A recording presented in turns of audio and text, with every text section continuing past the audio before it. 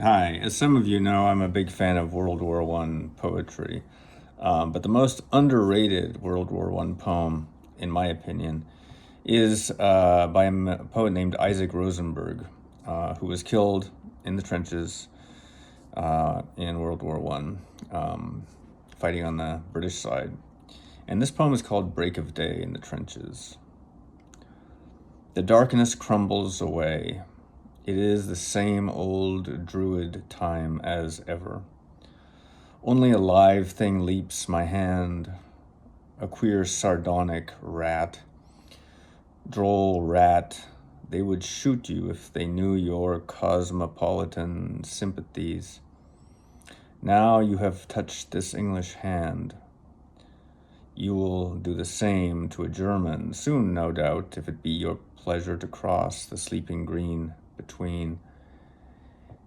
It seems you inwardly grin as you pass, strong eyes, fine limbs, haughty athletes, less chanced than you for life, bonds to the whims of murder, sprawled in the bowels of the earth, the torn fields of France. What do you see in our eyes at the shrieking iron and flame hurled through heaven? What quaver, what heart aghast? Poppies whose roots are in man's veins drop and are ever dropping. But mine in my ear is safe, just a little white with the dust. So, the thing to say at first about this poem is, of course, the image of the rat, which is described as a droll cosmopolitan rat. And here Rosenberg, as a Jew, is recognizing that the rat is kind of symbolic trope that in his mind represents how he appears to the anti-Semitic Englishman with whom he is fighting. And this is a very old and disgusting anti-Semitic trope that Jews are somehow rats or vermin. And also, more importantly, in the First World War context, that they are unpatriotic. The idea, again, was that, it was sort of a conspiracy theory that was very popular, that Jews somehow ran the world and they didn't care, which side won when the war was being fought. Their cosmopolitan sympathies, meant that they kind of would survive no matter what and thrive.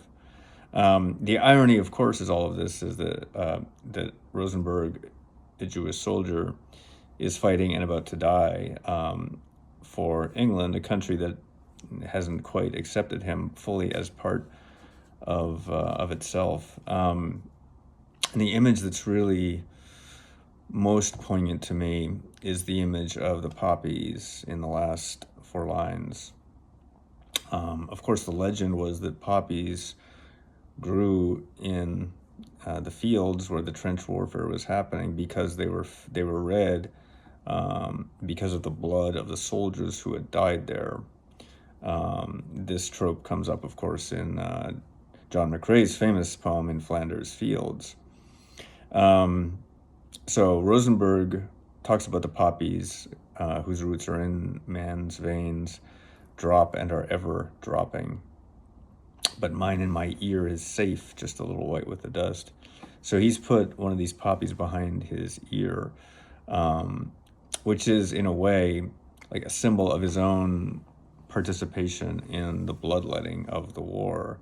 And the dust that coats it is also a prophecy, basically, of his ultimate fate, which is to die in the trenches. The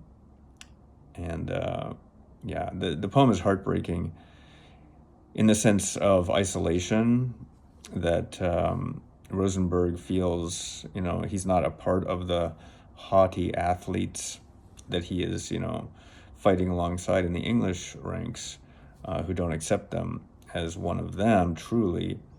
But of course, he's also, the enemy across the trenches from the Germans who are going to end up killing him.